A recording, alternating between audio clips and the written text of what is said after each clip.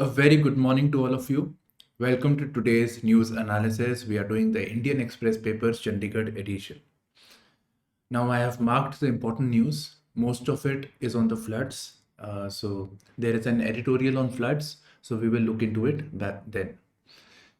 Then, in the editorial page itself, there is an article on digital governance.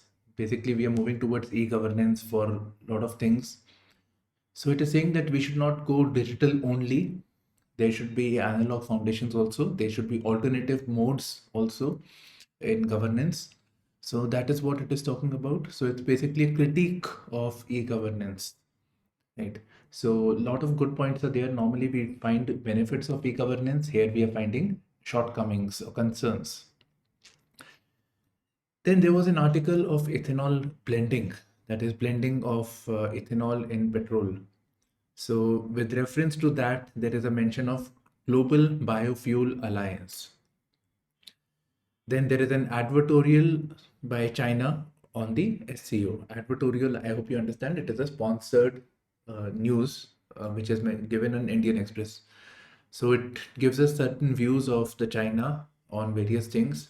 Of particular interest is Shanghai Cooperation Organization. Now let's go ahead with the news. So first of all, we have a news about the Wrestling Federation of India chief Brij Bhushan, who is accused of sexual advances, molestation. So yesterday we heard that Delhi police is filing charge sheet. Today more evidence has been mentioned. I think that's sufficient. Next, there was a news about Supreme Court rejecting the uh, center's approach of extending its tenure. So center wanted to extend the tenure of the present chief of the enforcement director, right? So enforcement directorate chief, his tenure was to be extended. The center had placed certain orders to do the same.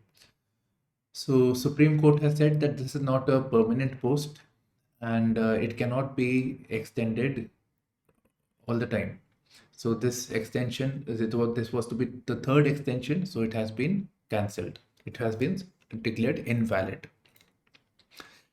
Now here there is a reference of Vineet Narain case. Vineet Narain case, where the top court ordered a fixed tenure for the post of a CBI chief. Here we are talking about fixed tenure for the ED chief. By the way, what does the enforcement directorate do? It is basically responsible for investigating into economic offenses such as money laundering, so Prevention of Money Laundering Act, and Foreign Exchange Management. So these are the two main things. It comes under the Department of Revenue, which in turn comes under Ministry of Finance. Now, if you look further, here we have certain views of the Supreme Court. So Supreme Court has upheld the changes to the law which were done to extend the tenure. So changes have been accepted, but per se, extension of this chief's tenure is declared invalid. So it is saying that we can struck down the laws only when it is violative of fundamental rights. So if it is violative of fundamental rights, so then we can struck down that particular law. And the other thing, if a law has been made by the legislature, the law could not have been made by the legislature according to the constitution. In that case also, it could have been struck down. So both are valid, but the ED cannot have an indefinite tenure. So that's it. Then we have Prime Minister of India heads to Paris. So there they have this Bastille Day parade, like we have Republic Day. We invite a guest who is the guest of honor. So Prime Minister Modi will be the guest of honor, and there would be an Indian contingent also participating in that parade. Now, naturally, he's not just going for attending the parade. So there'll be talks, bilateral talks also. So there'll be discussion on defense, space, geostrategy, infrastructure, right? Number of things they are going to discuss. Of particular interest is um, negotiations on Rafale fighter jet. So we have Rafale fighter jets. Now the marine or the naval version of Rafale planes which could fly from the aircraft carrier. Next, there is a news on the GST Council. So 11th of July, they were supposed to meet GST Council. And what does the GST Council do? First of all, so GST Council decides on matters concerning the GST.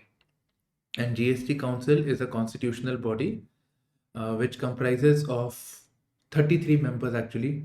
So there are two from, so let me put GST Council. Okay, yeah. So these are the members of GST Council in all. So there are 33 members, as you can see. This is the website. So there are two representatives of the center. So the finance minister and the union minister of state for finance. So there are two representatives from the centers, and the rest are finance ministers of the state, right? Finance minister in some cases, basically representatives of state, because minister of home is also there for Mizoram, minister for power is also there. So there is no such condition. Let's say this is the representation of state, this is for union. So no such this thing that only minister of finances would be there. So it could be the representatives of the state. Typically it would be from the finance portfolio. Okay, so this is the GST Council. They take decisions on the basis of vote, and the center has 1/3 vote, while the states combined have 2/3 votes. Now talking about the states again, 1 second. It comprises of states. It comprises of UT with legislature. So I wanted to check that do we have UTs without legislature? So we googled, we searched for Andaman, Ladakh, so union territories without legislature, we could not find them.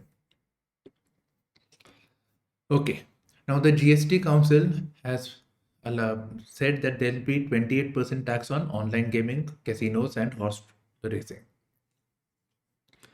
Right, so that's what they have talked about. Scroll further. Now will be, yes. So China Watch advertising supplement. You can see it. So I said advertorial. Okay. So on the right side, President Xi urges SEO to uphold solidarity. So here we basically get China's public views, right? Publicly what China is saying. So their priorities with reference to the SEO. Now I hope you SEO, you understand that SEO is a China or a Beijing-led bloc comprising of Central Asia, Russia. So those countries. Later on, India was added, India and Pakistan in the Astana summit, which took place in 2017. Now Iran is also a member, and there is a talk of Belarus to also become a member of the SEO. So SEO is expanding beyond the Central Asian region. Okay. So yes, so things that they were discussing. So first is setting up of local currency settlement. That is, trade between the SEO countries should take place in local currency. So this is basically that we should not depend on dollar. Local currency should be promoted. And when they talk about local currency, Chinese currency has the most value in all the SEO countries. So it will be basically promotion of yuan currency, the Chinese currency. Then the settlement of creation of a development bank. So maybe there'll be an SEO bank in the future. Then there is a talk of global security initiative and global development initiative. So global security initiative was announced in the annual BAO forum on 21st April 2022. So this is very recent. And this is basically the countries of Central Asia, China, etc. So they'll have a security pact. Global Development Initiative is again developmental initiatives by China, Russia, whichever, in the Central Asian region, because Central Asian countries are less developed. So these countries can help that. So having a global development initiative, so as the pie of win-win cooperation becomes bigger. Everybody gets the benefits of development. That is the idea.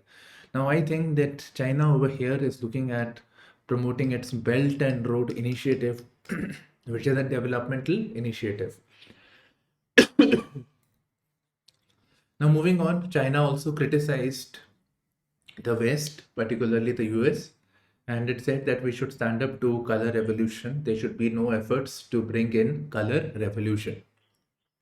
Color revolution is basically an expression used to indicate uh, change of regime. Change of regime from a dictatorial regime, so revolution. So dictatorship has been removed and a new kind of government, democratic government is put in place. So revolution means a drastic change. So Central Asian countries are not really democratic, they are dictatorial regimes. So removing them, bringing in democratic countries. And this is normally sponsored by the US. So we can see, if you look at the Africa, so the northern part of Africa, there were a lot of color revolutions that took place. Then Syria also they tried. So they want to have their own, favorable regimes that favor the US. So color revolution. And the next is, it is about the new Cold War or camp-based confrontation. So that should not take place. This is with reference to Quad and Quad Lake Summit, which are developed by the US and like-minded countries, which with an eye on containing China. So this is from China's perspective only. SCO countries otherwise do not have a concern with this. Multinationals committed to China for long term. Okay. So recently there is criticism that, that they want the companies who have invested in China especially from the West, multinationals, they want to go out of it. In fact, there is actually something known as China plus one strategy. That is US companies like Tesla, etc. They have invested in China over the years. But now, because of political factors, because of things like possible invasion by China into Taiwan, tensions with Japan, whatever, so they want to move out of China. It may not be possible to move out of China because of the supply chain, infra, all that China provides. So they're looking at China. So okay, fine, we'll have presence in China, but also another country. Now, in this regard, India could be that country. Now, overall, we'll hear that China plus one, India is a gainer in this. But I was reading an editorial. It was a paid one. I couldn't open it. So there was this that India is actually losing out on this. The investments are going elsewhere and not to India. Okay, so this is China plus one strategy. Next, there was something about wood block printing. So culture, China. So yeah, Chinese started printing using wood blocks. You can see this wooden block over here. And with the help of this blade, the excess wood is chiseled off and raised. You can see this thing is Chinese script is raised. So this is inked and then placed on a piece of paper, cloth, whatever they want to print. So Chinese were the first ones who actually started printing. And woodblock printing is seen as one of the four great inventions of China. So woodblock printing is one. Then we have paper making, gunpowder, and compass. And woodblock printing took place sometime in 18907 AD during the Tang dynasty. Next, we are on to the city news. So just that there are issues with reference to the floods. I think even if you look at the images, things will be clear. There is anyways an editorial also on the same. There are water supply issues that are taking place. Drainage system has got damaged besides the flooding. Okay. So just scrolling. Life interrupted. Right. So this region over here, Punjab region, has rivers also. So rivers are overflowing. So you can see because of this, the problem has actually become even worse. So otherwise, let's say a city is there, it is flooded, water will go away. But what if it is close to the river? So the river water comes into the cities, so the cities, villages, etc. So this happens. Now, reasons behind flooding in Punjab and how it could have been avoided. Now, this is something I think we can take for any other place also. So, some issues I've just mentioned over here. So, one thing is encroachments taking place on drains and rivulets, small rivers. In Punjab, these are known as chos. Sometime back I discussed. It is also mentioned in your NCRT. So, encroachment on drains and rivulets, that is one reason, right? Then I think if we're talking about encroachments, farmers also they move into the floodplains. Floodplains are areas which are not flooding during the non-monsoon times, but when the monsoon takes place, there is a lot of water. So the encroachment into the floodplain areas, if the water is not there for a very long time, they also make houses, settlements, etc. But when there are bad rains, the water flows through that path and it affects them. So we feel that there are more floods, but actually it's people who are living in those flood-prone areas.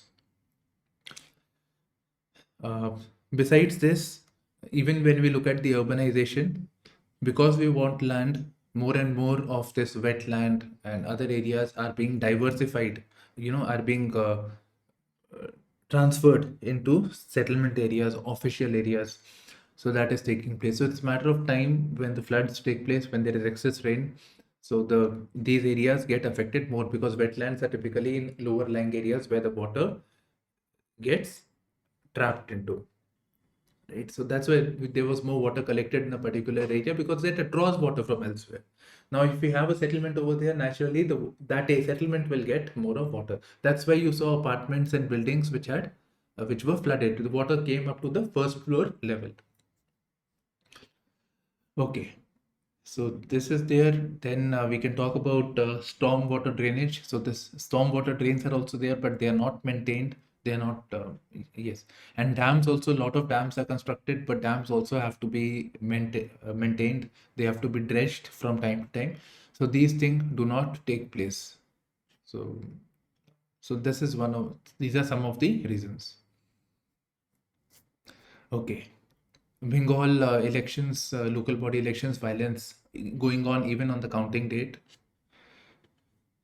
US Ambassador meets Amit Shah. Okay. Defense Acquisition Council meet this week. 26 Rafale M jets. M is the marine or the naval version of Rafale planes. 3 Scorpion subs on agenda.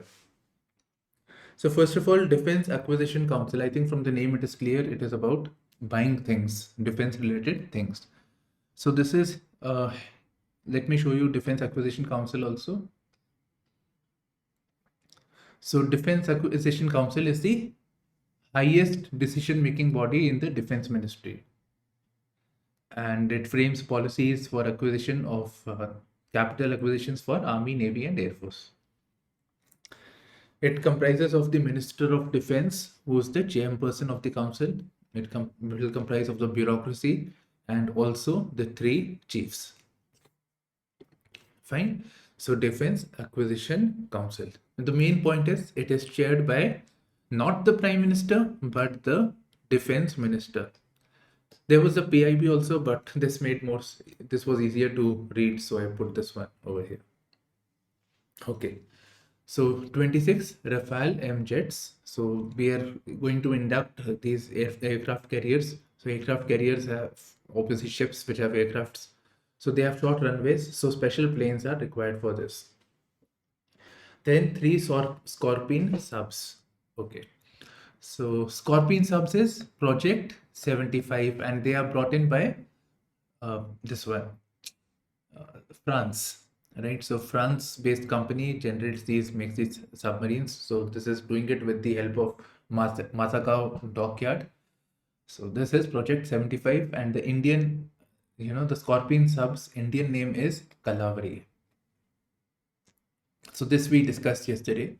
Now, besides this, there is also Project 75I, which is about diesel electric submarines based on air independent propulsion. So, right, air independent propulsion. This is also the same. Diesel electric, air independent propulsion.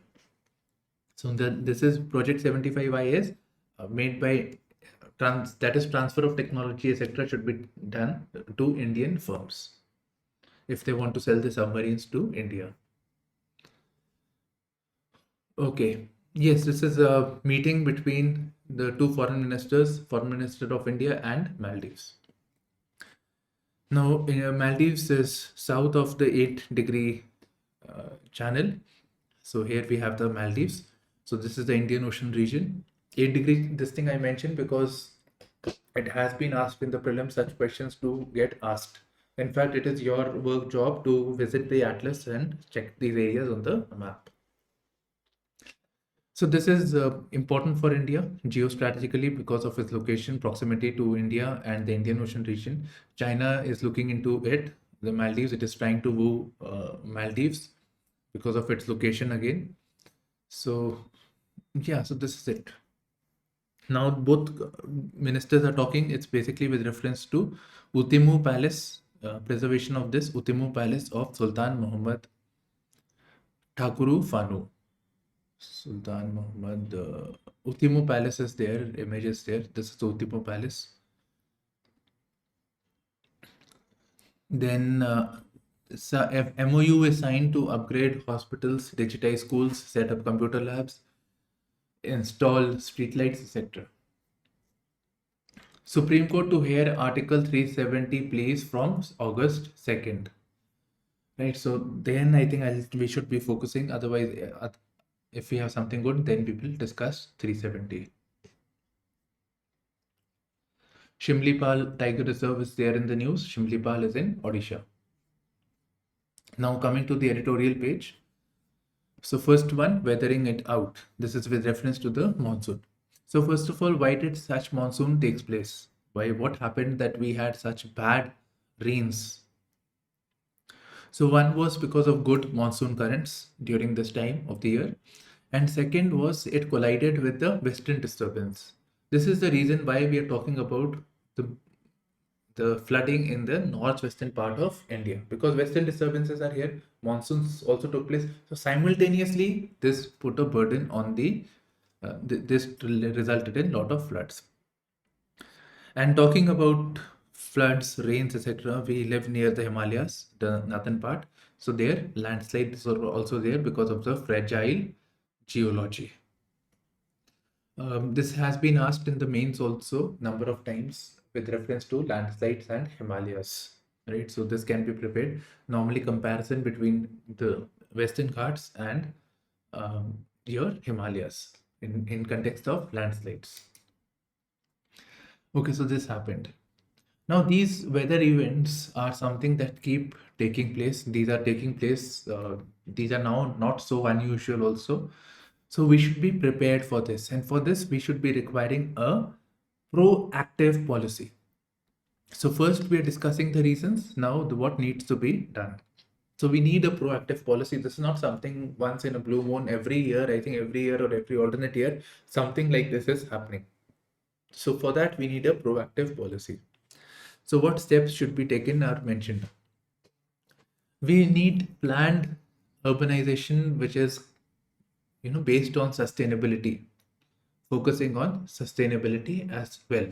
For instance, encroachments into rivers, rivulets, bringing new land, wetlands being transferred into urban settlements. So such things should not be taking place. Now over here again, I think we can add some more time. Like these today's cities are known as concrete jungles. So concrete jungles do not allow for if rains take place, they do not allow for percolation of water into the soil. So again, more flooding takes place because of this. So we need more green areas, more innovative architecture which allows for exposure to the soil, more parks, green, which groundwater recharge. So all that should be prioritized. Then stormwater drains are to be there, but they are hardly maintained. We need to improve the stormwater drainage. We need to improve that infrastructure, and before the monsoon, especially, these should be maintained. Then besides this, There should be measures in place for effective rescue and rehabilitation systems. Right, so rescue, we should need to identify it first. The more hazard prone area, we need to do this mapping. These points are not mentioned, I'm just saying it impromptu. So hazard zone mapping should be done, so that we already know which are the rescue prone areas, which needs to be rescued, and adequate budget, adequate resources should be there to rehabilitate those people. People must have lost their accommodation, they must be requiring certain things.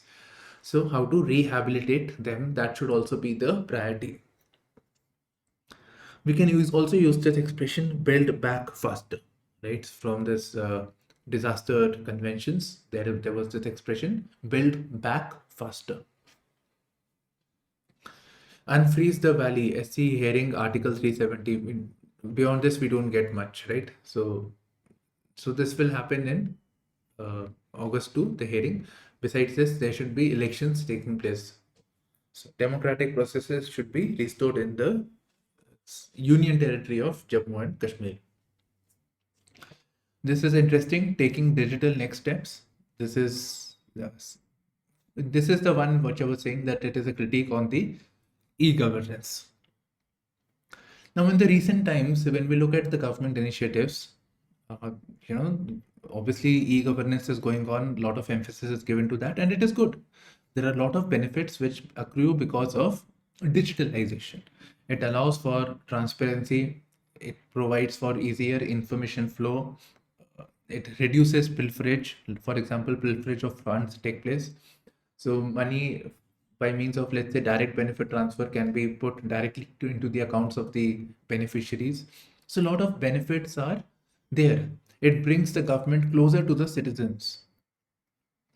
But at the same time, we should be mindful that there is a digital divide in our country. People do not have access to smart devices, right? So they do not have access to smart devices, and even if they do, they are not technology savvy. So if we have these schemes like Narega, LPG, right, or applying for government jobs using applications on the websites, etc., then in that case it may accentuate the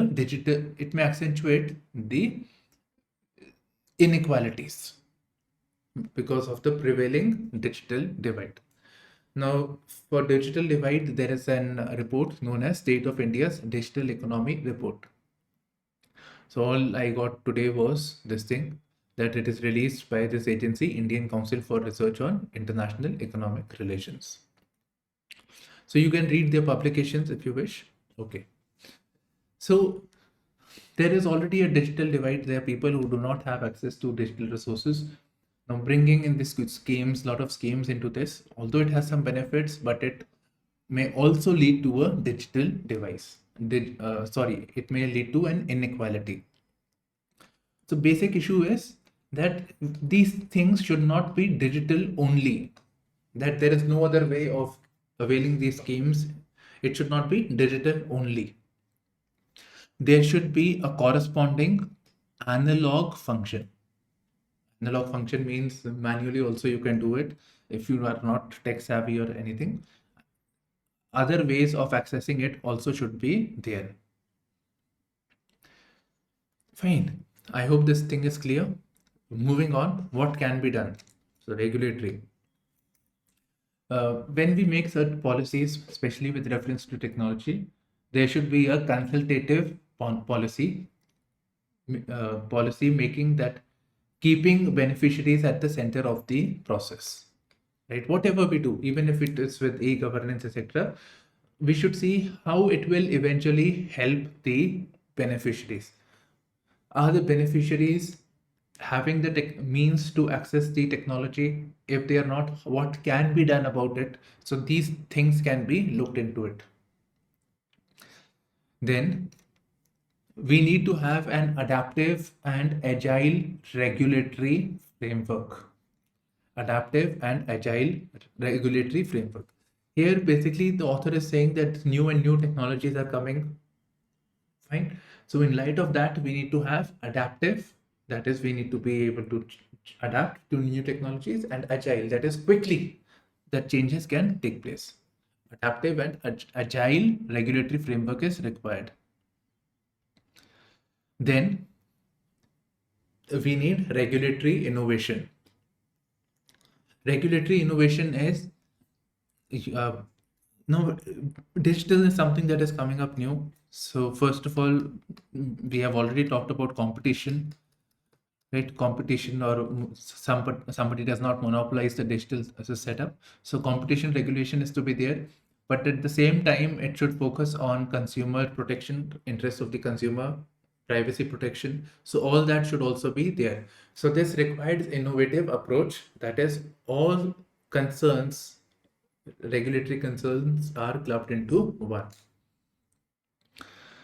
Then policy should, whatever policy is made, it should be grounded on evidence, right? What is data should be collected, auditing should be done, so that we have proper feedback and changes can be made to the policy if required.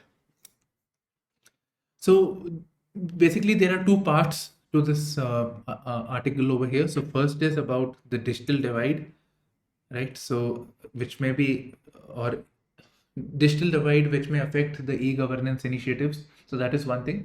Second is about the regulatory framework in context of digital technologies, etc. So maybe that's how we can look at it, because this is something that is universal and can be used elsewhere also. These points which are marked in purple. New Tango in Paris. This was in context of PM's France visit, but I was not finding much of relevance for the exam. There are a lot of things actually, but for the time being, I've just left it. On Kashmir, BJP must heed Atal. So basically, elections should be brought in place. Democratic processes in Kashmir should be restored. So that's the main theme of this article. And yeah, so narrative and search for data. So this was in response to, the government advisor, which had said that the data is wrong. The schemes are not showcasing, the data is not showcasing what government is doing good for the people. So therefore, data is wrong. So that's what now the people associated with data collection and these agencies have saying, that you please focus on the schemes, and data collection is fine. Don't argue on this viewpoint. It is unfair to blame survey methodology when results disagree with your viewpoint. Now moving on to the world page. So NATO meeting was to take place in Lithuania, right? You should look at the map also now, Atlas. So NATO is saying that they are open to Ukraine, but they have not mentioned a timeline that by when Ukraine can be entered into NATO. Next, we have yes, I think that's it. There was an explainer on that's here actually, explainer on why Turkey is opposed to Sweden's bid to join NATO alliance. So basically, it's simple. In Sweden, there was some protest going on, anti-Erdogan protest, and that is Turkey's president. And Turkey is saying, Turkish government, that Sweden is soft to the Kurdish militant organization. So Turkey is opposed to entry of Sweden into NATO. That's all. Now they're saying we'll be open to entry of Sweden into NATO if Turkey becomes a member of the European Union. Right, so that's the main thing. Now moving on to the economy section. This is important, sector watch. India explores liquefaction units in Iraq to convert flared gas into LNG. So Iraq in West Asia, right? Okay. So a lot of gas, not a lot of natural resources are there. Now, when mining for petroleum sector takes place, so when mining is taking place, the gas comes out of that natural gas. It's at the top, so that comes up. Now, naturally, the natural gas it cannot go into the atmosphere. It is bad. So they burn it. So they burn the gas, especially if they cannot manage this gas. If they can capture it, well and good, then it can be used in whatever LPG, etc. It can be used, or CNG, etc. But if they cannot capture it, they just burn it. So this is known as the flared gas. Now, in Iraq's case, they do not have the required infrastructure to burn this, to use or capture this gas. So India is looking at this opportunity that we need lot of gas, we need lot of natural gas. Prime Minister Modi sometime back had said that presently we are using 6% of natural gas. We need to increase this to 15% by 2030. So our gas requirement is going to increase. So India is looking at this opportunity in Iraq, where India has the required infrastructure. Indian companies can work on their fields, capture this gas, and send it back to India. So this is where India can work. So that's it. That is flared gas. It is mentioned over here. This is the thing only that is required to be read.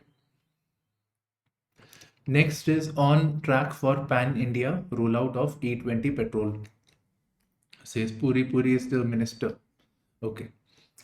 So ethanol 20 means petrol is there, 100% petrol. Now, what if it's possible to mix this with ethanol? So then also the combustion engines will work. So 80% petrol, 20% ethanol. So that is the idea. So doing this would mean that we reduce the import dependence on fuel. Ethanol can be domestically produced.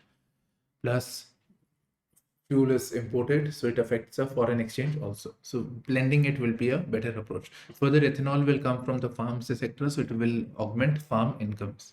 By the way, there is a video on the ethanol policy of India, so you can visit our channel also on the same. Okay, so it is saying that India has already achieved its target of 10% blending. Now, so it is on this thing, it is achieved the target. Now it is looking at 20% blending. So it will be done by 2025, 2026. So 2025, 26 to 2030, it will take place. Now here there is also mention of Global Biofuel Alliance. So the minister announced that the Global Biofuels Alliance, which comprises of India, US and Brazil, it's an India-led initiative. So it will be open to other countries also who are interested. Now we know about the Chandrayaan. So Chandrayaan 3, that is, it's a space probe. It will have a lander. It will land a rover on moon, and specifically on the south pole of the moon, which is the dark side of the moon also. So this will happen, and this site is the same as that of the previous Chandrayaan 2. In Chandrayaan 2, the landing of the rover did not take place because of a software glitch. So now Chandrayaan 3 is being launched. So yeah, it will reach the lunar orbit almost a month after a launch. It will launch is on Friday, and it is likely to land on August 23. August 23 is the main date. Now the thing is, why are we looking at landing the Chandrayaan 3 to the South Pole?